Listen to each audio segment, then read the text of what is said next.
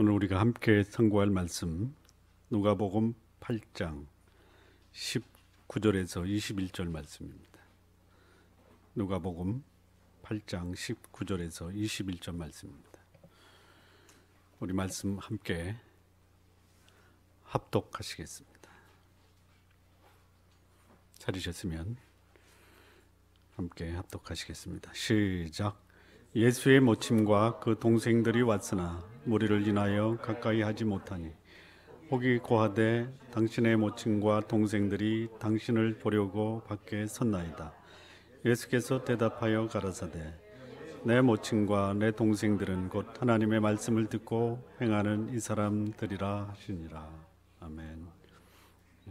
오늘 이 본문의 제목은요, 누가 주님의 가족인가 라는 제목입니다.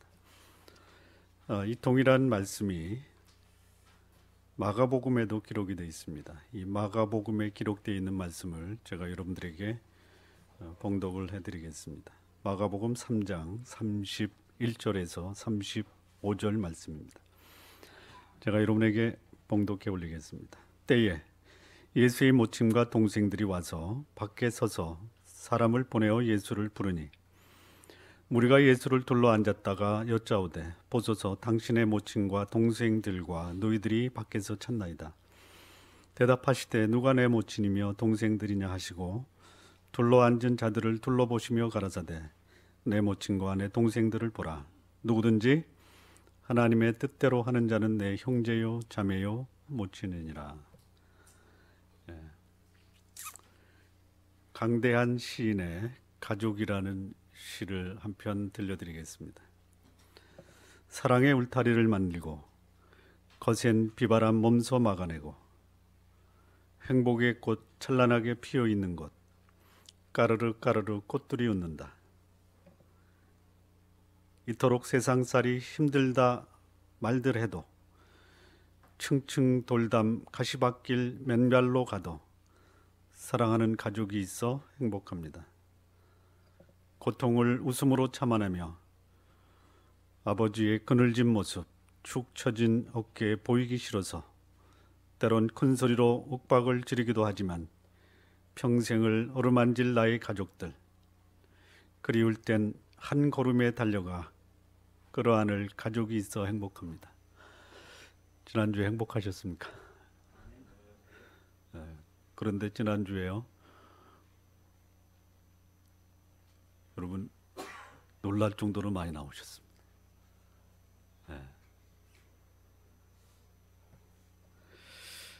이 본문은요, 예수님의 가족들이 예수님을 부르러 찾으러 데리러 나옵니다. 왜 그랬을까? 예수님 본래 그 직업이 뭐였냐면은 목수였습니다. 그리고 나사렛에서 살다가 가버나움으로 이사를 가셨습니다. 그냥 목수로 살지 뭐 사람들을 불러서 가르치고 몰려다니고 왜 바리새인 서기관들에게 싫은 소리를 들으냐. 아마 예수님의 가족들이 예수님의 행적이 다소 불만스럽고 또 다소는 걱정스러웠던 것 같아요. 가르치고 기적도 행하고 사람이 몰려다니는 것, 이게 다 이상하게 보입니다. 사람들에게 칭찬도 듣지만 당시의 세력가 바리새인 서기관들 헤롯 당에게 이 시기를 당하고 조롱을 당하는 모습이 안 됐다라는 생각이 있었던 것 같아요. 아니면 가족들은 그냥 뭐 내 가족이니까 또 성인이니까 그렇게 해도 좋은데 혹시 이런 생각도 해봅니다. 당시의 권력가들 바리새인 서기관 헤롯 당이 예수님의 집안을 찾아와서 네 아들 그냥 집안에 불러들여서 조용하게 지내지 않으면 좀 좋지 않은 일이 벌어질 수 있으니까 네 아들 좀 집에다 불러가지고 밖에 나가지 못하게 하라. 아마 이런 사항이 있었을지도 모릅니다. 저는 모릅니다. 그런 상황도 있었을 것 같아요. 그러니까 어머니도 오고 남동생도 오고 누이도 다 온 거예요. 예. 어쨌든 이 가족들에게는 예수님을 빨리 데려가고 싶은 마음뿐이었습니다. 그 소식이 예수님에게 전달이 됩니다. 예수님, 당신을 데리러 가족들이 왔습니다. 그리고 지금 밖에서 예수님을 기다리고 있습니다. 가서 좀 만나보시죠. 이렇게 예수님께 그 주변 사람들이 얘기를 하니까 뭐라고 말씀하시냐면 누가복음 8장 31절에서는 하나님의 말씀을 듣고 지키는 자가 내 모친이요 내 형제요 이렇게 얘기합니다. 그런데 이 동일한 상황에서 마가는 이렇게 기록합니다. 누가 내 모친이고 누이고 형제냐? 하나님의 뜻대로 행하는 자가 내 모친이고 내 자매고 내 형제다. 이렇게 말씀을 하십니다. 우리말에 이웃 사촌이라는 말이 있죠. 또 정들면 고향이다라는 말도 있죠. 또 마음 붙이고 살면 그것이 고향이다라는 말이 있습니다. 그러니까 혈통적인 가족보다 마음이 통하는 사람이 훨씬 더 친밀감이 있고 가깝다라는 얘기예요. 가족이 뭡니까?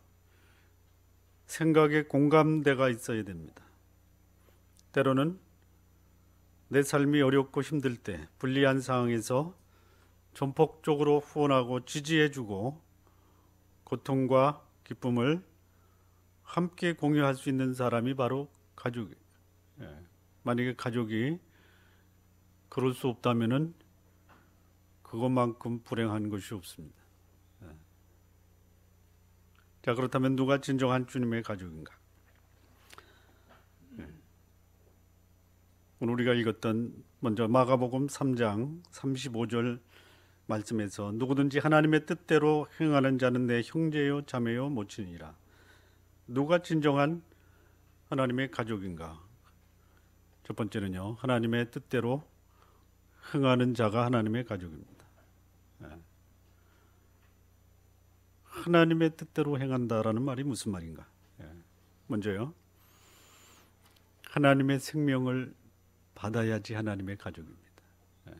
다시 말하면 영적 출생의 경험이 있어야 됩니다.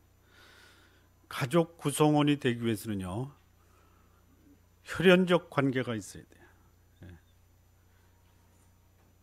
요한복음 6장 40절에 내 아버지의 뜻은 아들을 보고 믿는 자마다 영생을 얻는 이것이라. 예수 그리스도를 통해서 그를 믿고 영생을 얻는 것, 이게 하나님의 가족이 되는 첫 번째 단계입니다. 하나님의 뜻은 모든 사람이 다 구원받고 하나님의 가족이 되기를 원하십니다. 죄와 사망의 권세에서 영원한 형벌을 피할 수 없는 인간이 구원받아 의롭다함을 얻고 거룩한 삶을 사는 것, 이것이 하나님이 모든 사람을 향한 뜻입니다. 이 뜻에 순종한 사람, 그들이 하나님의 자녀입니다. 그 첫 단계가 뭐냐? 내가 하나님의 자녀로 출생했는가라는 것이. 성도 여러분, 하나님의 자녀입니다라고 다른 사람이 여러분에게 그렇게 증거하는 것을 들으시기 바랍니다. 나는 하나님의 가족입니다라고 내 스스로 하는 것도 대단히 중요합니다. 그런 확신을 갖는 것 무엇보다도 중요합니다. 복음이 증거되고 생명이 증거되는 교회에 나는 하나님의 자녀입니다라고 고백하고 그것을 확신 있게 말하는 사람이 그렇게 많지 않다라는 사실이에요. 미국의 어느 복음적인 교회에서, 복음적인 교회입니다, 당신은 참으로 하나님의 자녀로 구원받고 영생을 소유하고 있습니까? 라는 질문 앞에서 네, 그렇습니다라고 자신 있게 말한 그 비율이 30%가 안 됐다, 이런 얘기가 있습니다. 여러분, 한국 교회만큼 믿음을 갖기 좋은 환경이 없는데요, 한국 교회만큼 성도들이 나는 구원받은 그리스도입니다라고 고백하는 사람이 그렇게 드물다라는 사실이 신기합니다. 여러분 주님의 가족이십니까?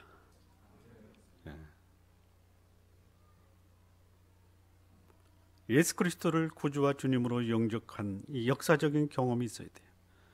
교회 출석, 성경 공부, 자선 헌금, 종교 행위, 이것이 영생을 얻었다라는 명백한 증거가 될 수가 없어요. 하나님의 뜻대로 행하는 자는 하나님께서 우리를 위해 영생을 예비하시고 그 영생을 예수 그리스도를 통해서 행하셨다라는 이 사실을 믿는 것밖에는 하나님의 가족이 되는 길이 없습니다. 예수 그리스도를 믿음으로 하나님의 가족이 되시기 바랍니다. 두 번째, 이 똑같은 말입니다. 거듭나야 돼요. 요한복음 1장 12절에 영접하는 자 곧 그 이름을 믿는 자들에게는 하나님의 자녀가 되는 권세를 주셨다. 요한복음 3장 3절에 사람이 거듭나지 아니하면 하나님 나라에 들어갈 수 없다라고 말씀합니다.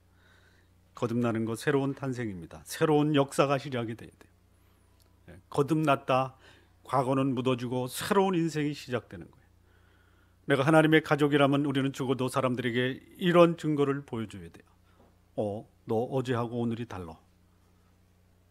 너 웬일이야? 왜 변했어? 이런 증거를 들어야 됩니다. 이게 거듭난 것이. 하나님을 믿고 교회 출석하고 예배를 드림에도 불구하고 삶의 변화가 없다. 심각하게 고려해 봐야 됩니다. 무엇을 내가 참으로 하나님의 가족인가? 거듭났다라는 것은요, 지금까지 살았던 삶을 청산하고 이제 전혀 새로운 세상에서 다시 살아나는 것을 의미합니다. 내가 누구를 만나느냐? 어느 목사님이 이런 말씀했어요. 굉장히 공감이 갑니다. 사람이 사람을 만나면 역사가 이루어집니다. 그런데요, 사람이 하나님을 만나면 기적이 일어나요. 하나님의 가족으로 예수 그리스도를 만나고 하나님을 만난 사람은 그 인생의 변화가 마치 기적처럼 보여지는 것이죠. 여러분의 삶을 보고 여러분을 보는 사람이 당신은 기적 같은 삶을 살고 있네? 이 얘기 들으셔야 됩니다. 여러분 이런 얘기 들어보셨어요? 나 당신 만나 팔자 고쳤어. 들어보셨어요? 옆에 남편이나 아내한테 나 당신 만나 팔자 고쳤어. 예?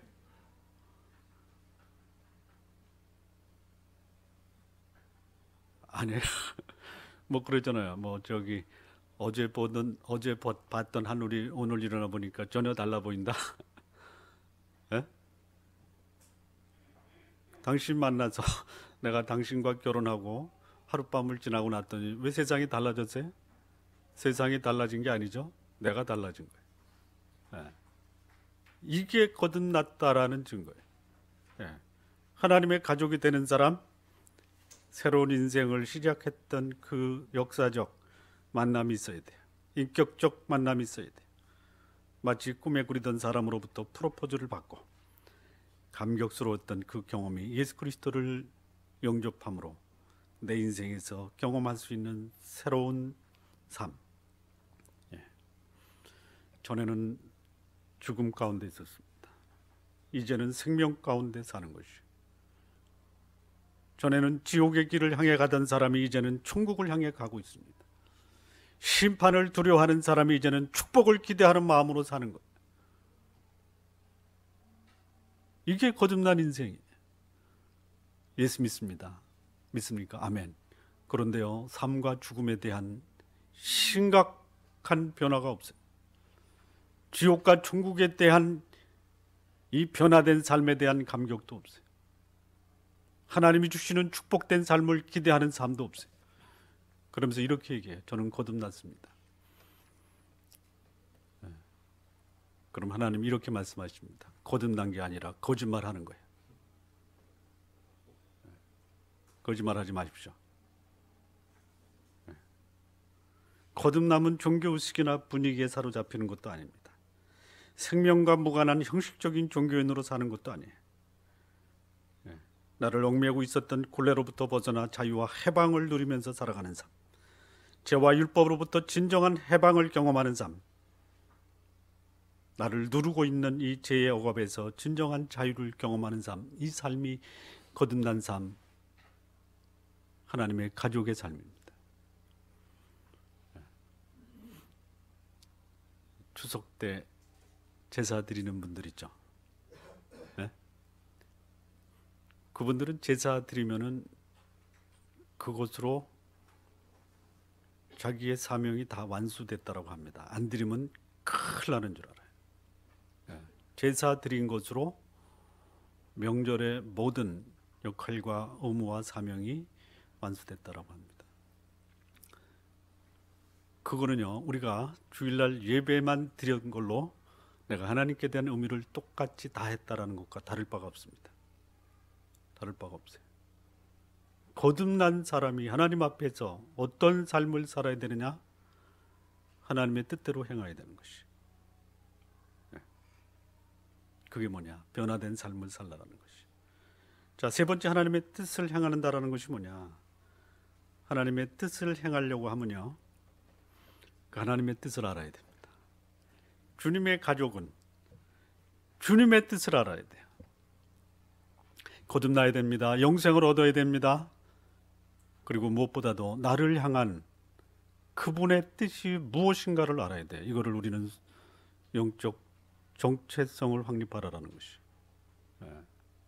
정체가 뭐냐? 당신의 정체가 뭐냐? 나는 하나님의 가족이다. 여러분을 만나서 대화하고 교제했던 그 사람이 이제는 내가 당신이 누군지 알겠습니다. 여러분과 만나서 교제하고 함께 시간을 나눈 사람이 일정 시간을 지나면 여러분에 대해서 뭐라고 말씀하십니까? 당신은 하나님의 자녀야. 그 고백도 들어야 되는 거 아니에요? 그분은 사장님이셔. 그분은 실물보다 더 실물처럼 그리는 화가야.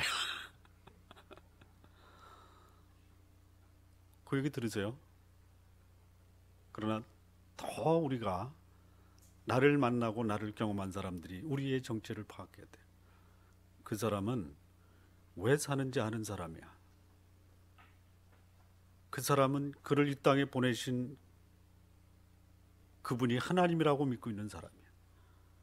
그래서 그 사람의 인생의 목적은 자기를 이 땅에 보내신 하나님의 뜻을 알고 행하는 삶이 자기의 사명이래. 이런 증거를 받아내야 돼. 좋은 나무 교회 성도 여러분, 너무 제가 지나치게 도전적으로 말씀을 드리죠. 이런 거 제가 말씀드리면 대단히 부담스럽죠. 그래도 부담스러우셔야 돼요. 부담스러우셔요.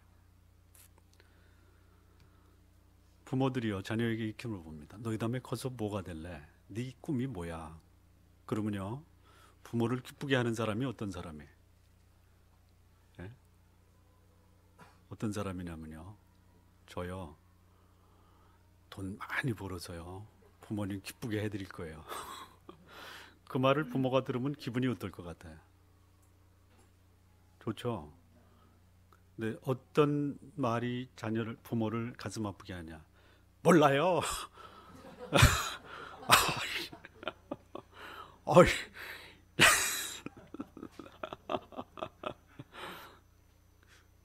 한번 자녀들에게 물어보세요. 너희 다음에 커서 뭐가 될래? 그것도 당당하게 얘기를 해요. 당당하게. 그럼 부모의 심정이 어떻겠어요? 적어도 하나님의 가족이라면요, 나를 이 땅에 보내신 부모가 기대하는, 아버지가 기대하는 그 뜻을 알고 그 뜻을 행할 수 있어야 돼요. 예수님은 자신이 이 땅에 오신 목적을 아셨어요. 그리고 그 뜻을 완수하셨습니다. 인자에 온 것은 잃어버린 자를 찾아 구원하려 함이라. 인자에 온 것은 섬김을 받으려 함이 아니라 도리어 섬기려 하고 자기 목숨을 많은 사람의 대속물로 주려 함이니라. 그분은 이 땅에 하나님의 뜻을 알고 그 뜻을 행하셨습니다. 그렇다면 내가 주님의 가족이다, 하나님의 가족이다, 나를 향한 그분의 뜻을 아십시오. 그리고 행하시기 바랍니다. 자, 큰 두 번째입니다. 누가 주님의 가족인가? 누가복음 8장 21절 말씀인데요. 예수께서 대답하여 가라사대 내 모친과 내 동생들은 곧 하나님의 말씀을 듣고 행하는 이 사람들이라 하시니라. 하나님의 가족, 주님의 가족은요, 하나님의 말씀을 듣고 행하는 사람이에요. 듣고 행하는 것입니다. 듣고 행하는 것이. 여러분, 누구의 음성을 듣기를 좋아하십니까? 여러분의 인생길을 가면서 어디로 가야 될지 모를 때, 갈림길에 있을 때, 여러분 누구한테 여쭤보십니까? 그리고 누구의 음성을 들으십니까? 적어도 하나님의 가족이다, 주님의 가족이다. 그러면 갈림길에서 인생의 중요한 선택, 결정 앞에서 누구의 음성을 들으십니까? 누구의 음성을 들어오셨습니까? 자, 주님의 말씀을 듣고 행한다라는 것은요, 첫 번째 이겁니다. 삶의 원칙과 기준을 하나님의 말씀에서 찾으라는 것이. 우리는 날마다 순간순간 인생의 중요한 결정의 고비를 맞습니다. 이리 갈 것이냐, 이리 갈 것이냐, 아니면 차라리 돌아갈 것이냐. 누구의 음성을 갑니까? 가다 보니까 막혔어, 돌아갑니까? 내 삶의 행동의 기준, 원칙을 하나님 말씀에서 찾으십시오. 거의 모든 삶의 원리가 성경에 다 있습니다. 여러분, 이번 전교인 영성 수련회 기대해 주십시오. 제목이 주님의 가족은 어떻게 사는가, 이게 주제입니다. 적어도 우리는 6가지 영역에서 우리는 삶의 원칙과 기준을 가져야 됩니다. 나 자신에 대해서, 내 미래에 대해서, 내 가족에 대해서, 내 직업에 대해서, 하나님에 대해서, 가정에서는 부부에 대해서, 부모와 자녀에 대해서 우리는 어떻게 살 것인가. 제가 무려 한 달에 걸쳐서 준비를 했습니다. 기대하셔도 됩니다. 그냥 오시기만 하면 됩니다.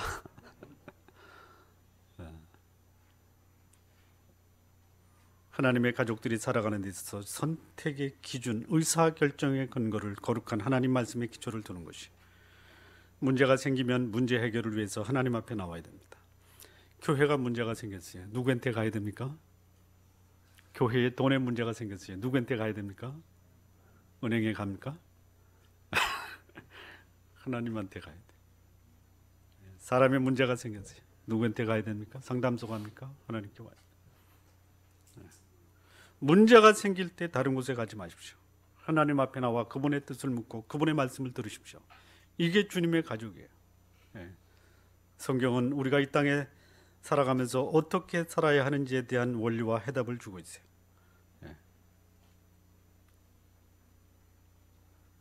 삶의 영역에서 하나님이 나에게 무슨 말씀과 원리를 주시는가를 모르면요, 그 영역은요 쉬운 말로 말하면요, 그냥 구멍이 나 있는 거예요. 뻥 뚫려져 있는 거예요.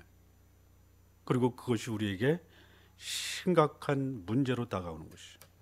그런데 각 영역에서 하나님의 뜻이 무엇이고 그것에 대한 명백한 해답을 주고 있다면요, 문제가 왔을 때, 문제 없는 것이 아닙니다. 문제가 왔을 때 대처할 수 있는 그 대안이 있는 것이죠. 자, 두 번째, 하나님의 말씀을 듣고 행한다라는 것이 뭐냐? 말씀드린 대로 삶의 영역에서 그 영역마다 준비하고 훈련된 삶을 살아야 돼요. 주님의 가족은요, 삶의 영역에서 훈련과 준비된 삶을 살아야 된다. 여러분, 하나님의 백성은요, 하나님 나라의 문화와 삶의 방식에 맞아야 돼요. 한국 사람은 한국 문화에 맞춰서 삽니다. 자, 지금까지 우리는 어디서 살았냐면요, 이 땅의 문화에 맞춰서 살았어요. 그런데 우리가 하나님을 믿고 하나님의 가족이 됐습니다. 하나님 나라의 일원이 됐어요. 그럼 우리는 우리의 삶의 방식, 문화를 하나님 나라의 문화에 맞게끔 살아야 돼요. 이게 잘 조화를 이룰까요? 충돌을 합니다. 충돌. 여쭤보겠습니다. 우리는 사랑해서 결혼했습니다. 그래서 행복합니까? 사랑하면 행복이 보장이 됩니까? 왜 웃으세요? 그 말 같은 질문이냐 이것입니까? 아니면 어쩌면 사랑해도 행복하지 않다라는 것을 아셨습니까? 왜 사랑하는데도 행복하지 않아요? 문화가 다른 거예요. 문화. 삶의 방식이 다른 거예요. 예. 그거 훈련해야 되는 거예요. 예. 여러분 군대 가면요, 한 2주만 지나면 그야말로 전국 방방곡곡에서 왔던 그야말로 뭐라 그래 이거 전혀 통되지 않는, 예? 야생마 같은 그 장정들이요 2주만 지나면요 통일이 돼버려요. 무엇에 통일이 돼버려요? 군대 문화의 통일이 돼요. 그리고 그게 질겨요. 예. 우리 그 둘째하고 막내가 군대 가는 문제만 들쳐나면 그냥 알레르기 반응을 해요. 안 갈 거야. 안 갈 거야 한다고 안 갑니까? 가서 2주일만 지나면요 그냥 적응이 되는 거예요. 근데 우리 하나님의 가족들이요 이 문화에 너무 적응이 돼 있어요. 결혼하기 전에 내가 가졌던 이 문화에 젖어 있어요. 남편도 그렇고 아내도 그래요. 이걸 맞추려고 하니까 네가 맞춰라, 네가 맞춰. 네가 맞춥니까? 맞춰줘요? 안 맞춰요. 죽어라고 안 맞춥니다. 안 맞히는 게 죽음인데도 죽어라고 안 맞춰. 그냥 죽어주세요. 맞춰주세요. 행복을 원하는데 사랑하면서도 행복하지 못한 이유가 뭐냐? 행복을 위한 준비와 훈련이 안 돼 있는 거예요. 사랑받는 아내로서의 훈련이 안 돼 있어요. 사랑받는 남편으로서 훈련이 안 돼 있어요. 존경받는 아빠로서의 훈련이 안 돼 있어요. 존경받는 엄마로서의 훈련이 안 돼 있어요. 자녀도 훈련이 안 돼 있어요. 그리고 우리는 행복을 기대합니다. 준비되지 않는 삶에서 행복을 기대하는 사람을 우리는 무슨 사람이라고 하냐면요, 도둑놈 같은 사람이라고 하는 거예요. 일하지 않고 돈 버는 것과 똑같은 거예요. 행복을 위한 훈련을 해야 됩니다. 직장 생활도 훈련이 돼야 돼요. 교회 생활도 훈련이 돼야 됩니다. 사회생활 훈련돼야 돼요. 이게 뭐냐? 삶의 영역에서 준비되고 훈련된 삶을 사는 것이 하나님의 말씀을 듣고 행한다라는 주님의 가족의 모습이라는 것이. 여러분 준비하고 훈련 받으시기 바랍니다. 제가 이번 영성 수련회 가면요, 우리 교회가 어떤 목회를 할 것이고 어떤 교육과 훈련을 할 것인가 제가 다 준비해 놨습니다. 발표할 거예요. 우리 좋은 나무 교회의 정관도 발표하겠습니다. 여러분이 통과시켜 주십시오. 한 가지만 소개하겠습니다. 정관에 이런 내용이 있습니다. 좋은 나무 교회는 어떤 형태의 부동산도 취득하지 않는다. 동의해 주십시오. 근데 거기다가 단서를 하나 달았어요. 교회는 소유하지 않는데 어느 성도가 교회의 사역을 위해서 부동산을 기증하면 받는다. 아니, 하나님께 드린다는데 내가 어떻게 안 받아? 내가 하나님이에요? 그러나 좋은 나무 교회는 부동산을 소유하지 않는다. 자, 큰 세 번째입니다. 하나님이 주신 꿈과 비전을 가지고 살아야 됩니다. 이게 주님의 가족의 모습이에요. 영적 비전과 꿈을 소유해야 된다. 꿈이 없는 사람은요, 미래가 없는 사람이에요. 하나님의 가족이 하나님이 주신 미래를 꿈꾸지 않는다. 그러면 하나님의 가족이라고 할 수 없는 것이에요. 제일 부모의 마음을 가슴 아프게 하는 사람이 어떤 사람이냐? 꿈과 희망을 포기하고 살아가는 사람이에요.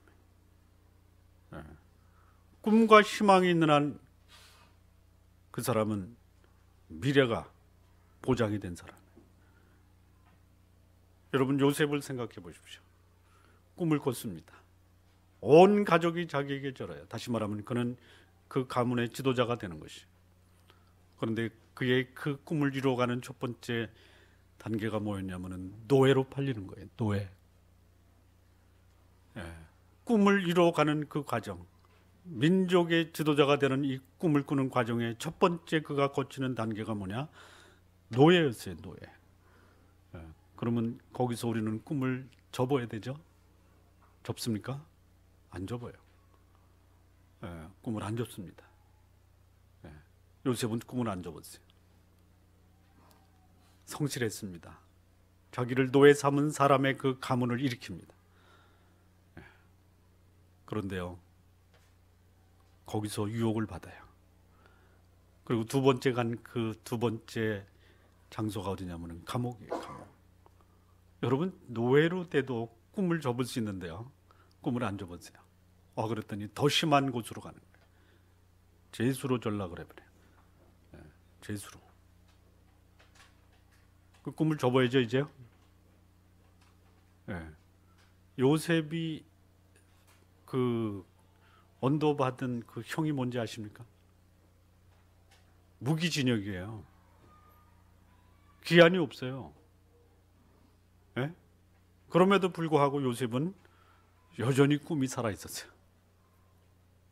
꿈이 살아있는 한 우리는 결코 미래를 포기할 수가 없는 거예요. 예. 노예로 팔리고 죄수로 가도 꿈이 살아있다면요, 인생은 여전히 살만한 것이에요. 예. 이게 누구예요? 하나님의 가족이라는 거예요. 하나님의 가족이에요. 여러분 하나님의 가족이 다른 사람 볼 때 별 볼 일 없고 우습고 초라하고 이게 아닙니다. 그렇게 보일 수 있어요. 노예로 팔리는 거 우습게 보이죠? 거기다가 죄수로 갔어요. 이건 더 웃기는 거예요. 조롱의 대상에. 예수 믿었더니 감옥이나 가고. 예, 감옥 갈 수 있어요. 예, 갈 수 있어요. 예, 꿈을 잊지 마십시오. 하나님이 주신 꿈을 잊지 마십시오. 이게 하나님의 가족이라는 것이. 그랬더니요, 감옥에 갔더니요, 거기 예비된 사람들이 나타나는 거예요. 기라성 같은 정치범들이 들어오는 거예요. 예. 그게 하나님이 요셉의 꿈을 이루어가는 그야말로 창조적인 하나님의 방법이라는 것이. 예. 어떤 사람이 죄수를 총리로 발탁을 합니까? 그런데 그 과정을 거치지 않으면 요셉은 총리로 발탁될 수가 없었다라는 것이. 예. 하나님이 주신 꿈과 비전이 있어요. 여러분 꿈을 갖고 사십시오. 꿈. 두 가지 꿈만 가지십시오. 너무 거창한 꿈 갖지 마시고요. 이런 꿈 가지십시오. 저 사람 만나고 나서나 하나님이 누군지 알았다. 거룩한 하나님의 성품이 여러분의 삶 속에 열매로 맺어지는 꿈을 가지십시오. 본래의 하나님이 우리를 창조하셨던 이 창조의 본래 모습이 뭐냐? 거룩함과 사랑이었어요. 사랑과 공의였습니다. 그 꿈을 가지십시오. 내 인생의 나무에도 사랑과 거룩함의 열매가 맺히겠구나. 또 하나 꿈을 가지십시오. 내 속에 본래 하나님이 나를 만드셨을 때에 나에게 주었던 이 사랑과 거룩함의 열매로 나를 닮으려고 하는 사람들 많이 만드십시오. 성품과 영혼의 열매입니다. 이 꿈을 가지십시오. 그러면요, 여러분 성품이 좋은 사람은요, 실력도 갖춰져요. 성품이 나쁘니까요, 포기하고 중단해버리고 사람 질투하고 시기하고 사기치고 거짓말하는 것이. 하나님의 성품을 가진 사람은요, 정직합니다. 성실합니다. 최선을 다합니다. 창의적입니다. 책임감이 있습니다. 그러면요, 주변에 사람들이 몰리는 거예요. 예수님이 가는 곳마다 허다한 무리가 모였어요. 이 꿈을 가지시기 바랍니다. 이 꿈. 하나만 더 하겠습니다. 여러분 주보에는 없습니다. 제가 어제 그제 이 말씀을 묵상하면서 이게 빠졌구나. 이게 빠졌구나. 누가 하나님의 가족인가? 예. 여러분, 우리가 누가복음을 공부하면서 지극히 높으신 이의 아들이 되리니 말씀 들으셨습니까? 들으셨죠? 진정한 하나님의 가족, 지극히 높으신 이의 아들이라 일컬음을 받으려면 어떻게 하라고요? 어떻게 하라고 그랬어요? 모르시는구나. 감사합니다. 누가복음 6장 35절 말씀을 읽겠습니다. 누가복음 6장 35절.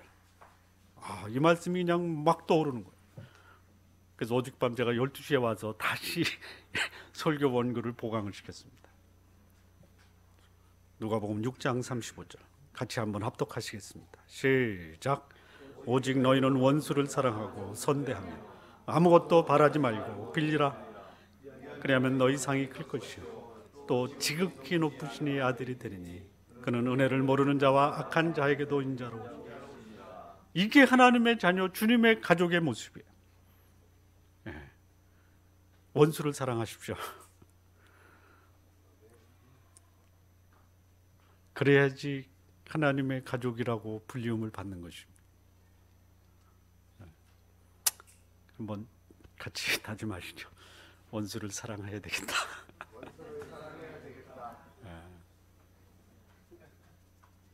원수가 누군지 아시죠? 원수는요, 나를 만나면 나를 죽이려고 하는 사람이에요. 그게 원수죠. 전쟁터에서 만났을 때 나를 향해서 총을 들이대고 언제든지 이 방아쇠를 당길 수 있는 사람이 누구냐면요, 저기에요. 내가 먼저 된 게 내가 이기는 거죠. 나를 향해서 방아쇠를 당길 수 있는 그 사람을 어떻게 하라고요? 사랑하라고요. 요거를 전쟁이 아닌 오늘 현실 속에서 말하면요, 나를 공격하고 파괴하려고 하는 사람들, 내가 잘 되는 것을 끌어내리고 무고하고 위증하고 고발하고, 이게 원수예요. 그들을 어떻게 하라고요? 사랑하라. 이 사랑하다라는 뜻이요, 어떤 뜻이냐면 이런 뜻입니다. 봐라.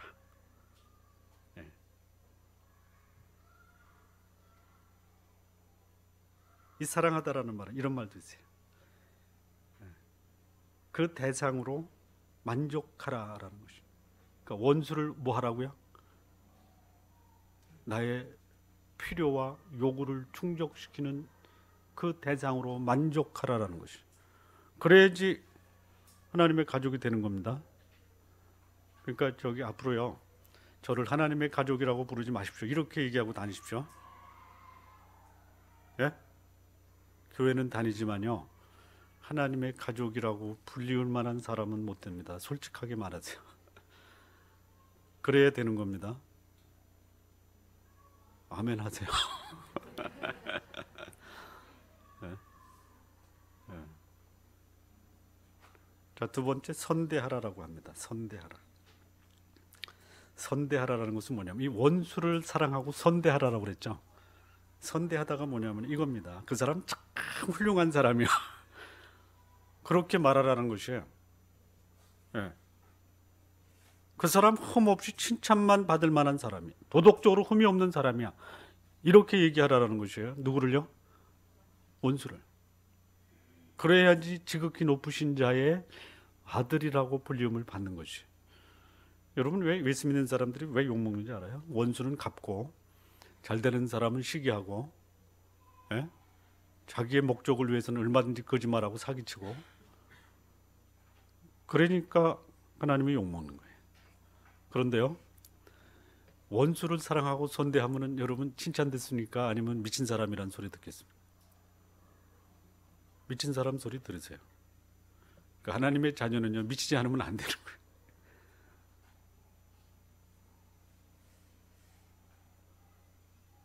하나만 더 하겠습니다. 28절, 그러니까 누가복음 6장 28절 보면 저주하는 자를 축복하라라고 그랬어요. 저주하는 자를 축복하라. 저주하다라는 것이 뭐냐면요, 악담하는 것입니다. 악담. 그냥 고속도로 차 타고 가다가 충돌해가지고 그냥 즉사해라, 이게 저주하는 거예요? 여러분, 누군가가 여러분에게 길 가다가 옥상에서 돌이 떨어져서 머리에 떨어져서 즉사하라, 이렇게 얘기하는 사람에게 여러분이 어떻게 얘기하겠어요? 어떻게 하시겠어요? 예? 축복하시기 바랍니다. 예, 감사합니다. 진짜 아멘 하시고 사세요. 이 제 말 아니야. 나도 이렇게 할 거야. 하고 싶어요. 하고 싶어요. 이런 사람을 축복하다가 뭐냐면요, 그 사람 복 주세요, 이거예요. 나한테 저주하는 사람을 그 사람 복 받게 해주세요. 이것도 미친 사람이죠, 이것도. 그러니까 하나님의 가족이 되는 것은 그냥 미친 짓이에요, 미친 짓. 좀 미친 짓 좀 하십시오. 자, 다짐 한번 하겠습니다. 미친 짓도 좀 해야 되겠다. 가슴에 손을 얹고, 가슴에 손을 얹고.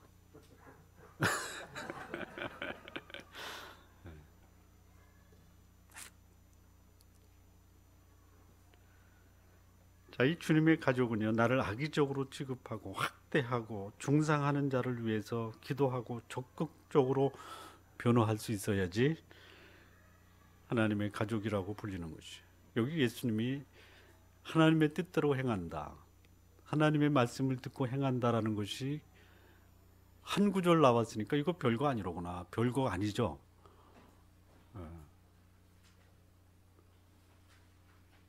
이런 삶의 모습이 좋은 나무 교회 성도들의 삶 속에서 세상에 소문나기를 바랍니다. 그래야지 여러분이 좋은 나무 교회 가자 그러면 너 때문에 안 가. 그런 말보다 네 말 때문에 가겠다라고 해야 돼. 누가 진정한 주님의 가족인가? 그렇다면 이것을 확인하십시오. 먼저 하나님의 뜻에 합당한 삶을 살아야 됩니다. 하나님을 아버지라 모시는 하나님의 자녀로 출생을 해야 돼요. 내 삶의 변화가 있는 근본적인 삶의 변화로 새로운 인생을 살았다라는 증거를 받아낼 수 있어요. 하나님의 말씀을 듣고 지켜야 됩니다. 삶의 원칙과 기준을 하나님 말씀에 두어야 됩니다. 준비되고 훈련된 삶을 살아야 돼요. 거룩한 하나님이 나에게 주신 꿈과 비전을 갖고 살아야 돼요. 죽어도 내 모습에서 거룩한 하나님의 형상, 그 모습을 보고 수많은 사람이 나도 너 닮기를 원한다라고 사람을 좀 몰고 다니셔야 돼요. 그리고 원수까지도 사랑하십시오.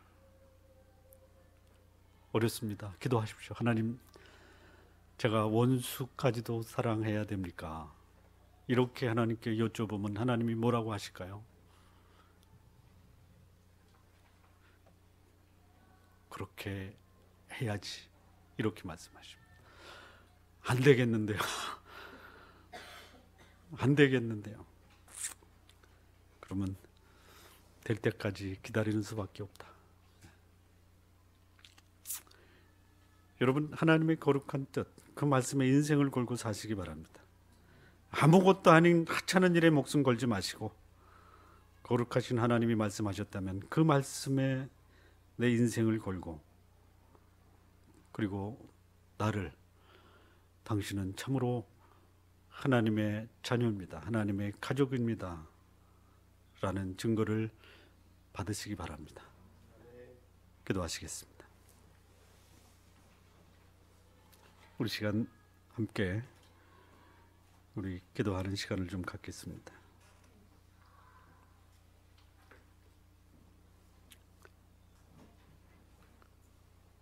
하나님 아버지, 내가 사람들로부터 참으로 하나님의 자녀, 가족이라는 그 소문을 듣기를 원합니다.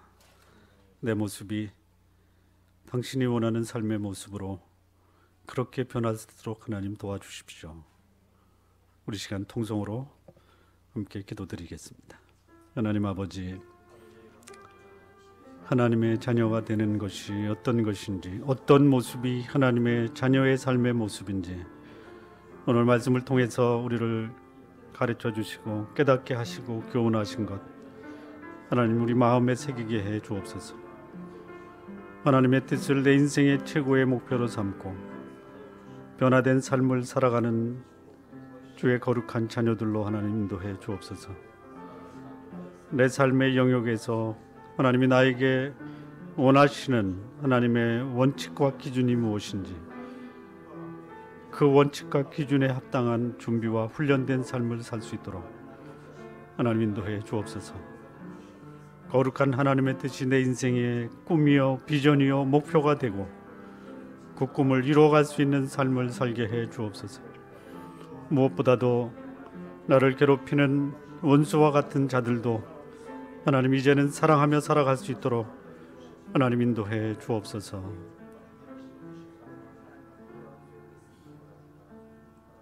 하나님 아버지, 하나님을 아버지라 부르는 삶이 이렇게 힘든 줄 예전에 미처 몰랐던 것 고백합니다. 하나님 아버지, 이제 이렇게 살 수는 없지만 그러나 어떻게 살아야 될지 알았으니 내 삶 속에서 고쳐야 되고 변화시켜야 될 것 가능한 것부터 하나씩 하나씩 바꿔갈 수 있도록 하나님 인도해 주옵소서. 이제는 변화되고 거룩한 삶을 살아가게 해 주옵소서. 이제는 내 삶의 영역에서 하나님의 뜻을 발견하고 그 하나님의 말씀이 내 삶의 원리요 기준이 될 수 있도록 준비하고 훈련할 수 있도록 하나님 인도해 주옵소서. 하나님이 내 마음에 심어준 그 꿈과 비전으로 오늘 내 삶이 힘들고 어려워도 그 꿈을 포기하지 않고 살아갈 수 있도록 하나님 인도해 주옵소서. 하나님 할 수만 있다면 원수 같은 자도 마음에 품고 사랑하며 살아갈 수 있도록 하나님 인도해 주옵소서.